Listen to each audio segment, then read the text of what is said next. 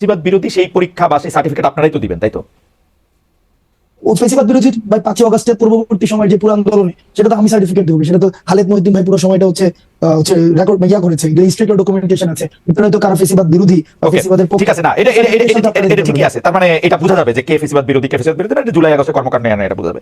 তাইলে ব্যাপারটা যেটা দাঁড়াইলো যে আপনারা রাজনৈতিক দল হইলেই শুধুমাত্র বলতে পারবেন যে আসলে রাজনীতিটা কোন দিকে যাচ্ছে, এবং যতদিন পর্যন্ত আপনারা রাজনৈতিক দল না হচ্ছেন, এই যে বৈষম্য বিরোধী ছাত্র আন্দোলনের পক্ষ থেকে বা জাতীয় নাগরিক শক্তি থেকে সংস্কার করার কথা বলা হচ্ছে, আপনার কাছে কি মনে হয় যে সংস্কারের মাধ্যমে এই প্ল্যাটফর্মটাকে আসলে খুব শক্তিশালী করা সম্ভব বা শক্তিশালী করা হবে বা শক্তিশালী করা যাবে, এটা আপনার মনে হচ্ছে বা আপনারা শক্তিশালী হইতে পারবেন?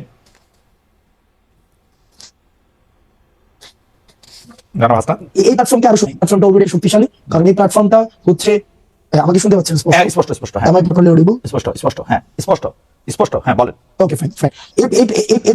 এই প্ল্যাটফর্মকে আর শক্তিশালী করার কিছুই নেই, এই প্ল্যাটফর্ম অলরেডি শক্তিশালী। এই প্ল্যাটফর্ম শক্তিশালী হয়েছে বলে হচ্ছে আমরা একটা আপনার ভাষায় যারা হচ্ছে সংবিধান হত্যা করেছে, যারা হচ্ছে যার ফাঁসি হওয়া উচিত এই হত্যার জন্য, আমরা তাদেরকে পতন করতে পেরেছি। এবং এই প্ল্যাটফর্মটা হচ্ছে সকল, আমি আবারও বলছি, ফেসিবাদ বিরোধী প্রত্যেকটি রাজনৈতিক দলের প্রত্যেকটি সবার অংশগ্রহণ ছিল, আমরা সেটাকে কোঅর্ডিনেট করেছি। সুতরাং এটা শক্তিশালী হওয়ার কিছুই নেই, এটা অলরেডি আপনি তো সাহিত্যের ছাত্র, কিন্তু ঢাকা বিশ্ববিদ্যালয় ইংরেজি বিভাগের ছাত্র হিসেবে আপনাকে আসলে প্রচুর কম্পিটিশনের মধ্যে দিয়ে নিজের মেধা অনেকভাবে প্রমাণ করে আসলে আপনাকে এইটার মধ্যে আসতে হচ্ছে। তো সুতরাং আপনি নিশ্চয়ই বিষয়গুলি জানেন যে একটা বস্তুর শক্তি যদি আর অর্জন করা না থাকে তখন এই শক্তিটা ক্ষয় হতে থাকে। তো আপনি কি সেটা রিস্ক নিচ্ছেন না যে এইটা আজকে যেরকম শক্তিশালী আছে, নির্বাচনটা যত পিছিয়ে যাবে তত আপনাদের এই শক্তি ক্ষয় হতে থাকবে? নাকি আপনারা বড় কোনো একটা গোষ্ঠীর সাথে একটা গাঁটছড়া বাঁধতে চাচ্ছেন, অর্থাৎ হয় বিএনপি নাইলে জামাত, ওরকম কোনো কিছু কি আপনাদের মাথায় আছে?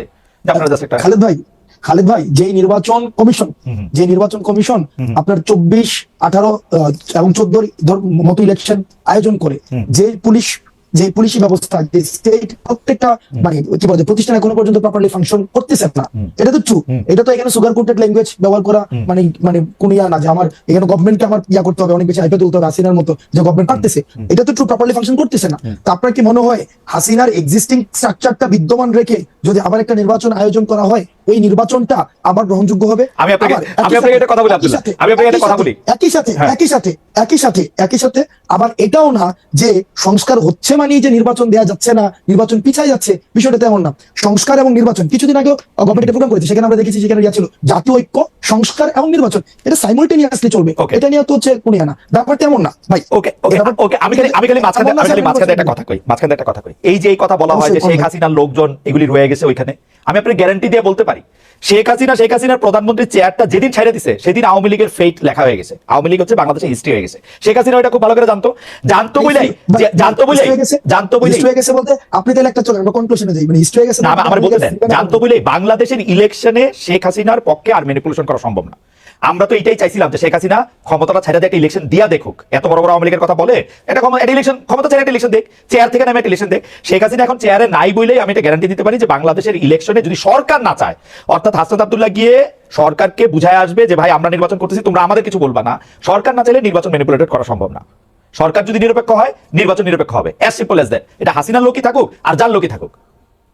ভাই আপনি নিজেই দেখেন, আমরা দীর্ঘ সময়ে আমরা বিএনপি জামাত এই যে ফেসিবাদ বিরোধী আন্দোলনের অন্যতম অংশীদার, আমরা একটা দীর্ঘ সময় দেখেছি যে এক্সিস্টিং যে কনস্টিটিউশন রয়েছে, এক্সিস্টিং যে ইলেকশন কমিশন রয়েছে, এক্সিস্টিং যে জুডিশিয়ারি রয়েছে, সেক্রেটারিয়েট রয়েছে, ওইটার প্রতি কিন্তু আস্থা নাই। এটা একটা দীর্ঘ সময় তাদের কথা থেকে বারবার হচ্ছে এটা প্রতিধ্বনিত হয়েছে, আস্থা নাই। সেটাকে গ্রহণযোগ্য, যেটাকে একটা গ্রহণযোগ্য দেখেন ডক্টর মোহাম্মদ ইউনূস যখন জাতীয় একটা ঐক্যমত্য তৈরি হবে, নিশ্চয়ই বিষয়টা এমন না যে আমরা নির্বাচন ঠেকাই রাখতেছি, মানে এমন একটা ন্যারেটিভ তৈরি হইতেছে যে সবাই নির্বাচন দিয়ে দিতে চাচ্ছে, আমরা নির্বাচন ঠেকাই দিতেছি, বিষয়টা তো এমন না। যখন একটা সংস্কার হবে, একটা নির্বাচনকে গ্রহণযোগ্য করার মধ্যে সংস্কার হবে, এক্ষেত্রে তো ডক্টর এখানে মির্জা ফখরুল সাহেবকে আমরা বলতে শুনেছি যে প্রয়োজনীয় যখন সংস্কার হবে, একদম শুরু দিকে বলছে সবচেয়ে যৌক্তিক সময় দেওয়া উচিত, এটা প্রয়োজনীয় সংস্কার হোক, সংস্কার হওয়ার পরে এই সংস্কারগুলিকে এটাই নির্বাচনকে ত্বরান্বিত করবে। তো সংস্কার এবং নির্বাচনকে আমরা তো কোন সংস্কারগুলি এটা নিয়ে আলাদা আসলে কথা কইতে হবে, আমরা অনুষ্ঠানের সময় একটু বেশি নিতে চাই আজকে।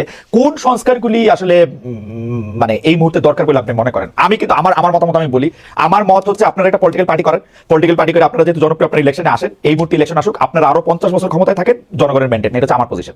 আমার কাছে মনে হয় যে জনগণ যদি আপনাদেরকে নির্বাচিত করে, আপনারা 50 বছর, আরো 20 বছর, 30 বছর, 40 বছর ক্ষমতা থাকেন, আরাম করে সংস্কার করেন, সেটা হলো আমার পজিশন। ভাই আপনার কি মনে হয় যে আপনার কি ব্যাপারটা দাঁড়াইছে যে আপনার কথা যে আমরা ক্ষমতায় আছি নাকি? এটা আমার মনে হচ্ছে। এটা আমার মনে হচ্ছে। মানে আমরা ক্ষমতায় থাকলে তো ভাই হচ্ছে, আমরা ক্ষমতায় থাকলে তো রাস্তায় কিছুদিন পর পর আন্দোলন করতে হতো না। মানে আমরা ক্ষমতায় তো ব্যাপারটা এমন, এখানে সার্বজনীন একটা সরকার আছে, ট্রানজিশনাল হচ্ছে রেসপন্সিবিলিটি পালন করতেছে। এই সরকার তো আপনি তো মনে করেন আমরা বলতে কাদেরকে বুঝাইতেছেন? ছাত্র বৈষম্য বিরোধী ছাত্র আন্দোলন। এই সরকার সবার এই গণঅভ্যুত্থানে যারা আসছিল সবার ঐক্যমত্যের ভিত্তিতে সরকার হয়েছে এবং তারা ট্রানজিশনাল রেসপন্সিবিলিটি পালন করছে।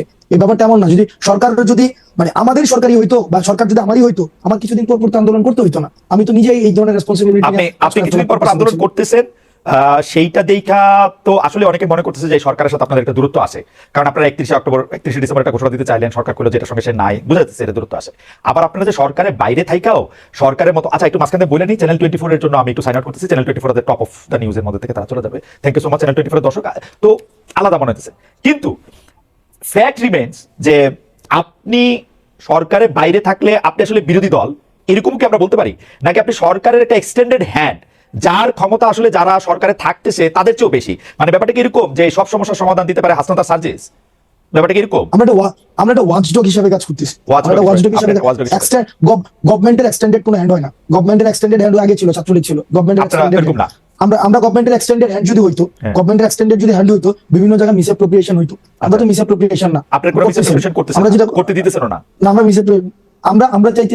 আমরা চাইতেছি মানুষ যেটা কইতে চাইতেছে, মানুষ যেটা চাইতেছে, মানুষ যেমন বাংলাদেশ চাইতেছে, আমরা আমাদের জায়গা থেকে ওয়াচডগ হিসেবে একটা গভর্নমেন্টকে, গভর্নমেন্ট যেন প্রপার ফাংশন করতে পারে, গভর্নমেন্ট যেন আমাদের ডিরেল না হইতে পারে, গভর্নমেন্ট যেন সংস্কার করে একদম বছরের পর বছর মানে একটা যে হাসিনা যেটা করছে তাইগানা যেতে পারে। গভর্নমেন্ট যেন আবার মানে ব্যাপারটা এমন না যে এই যে আওয়ামী ফেসিবাদ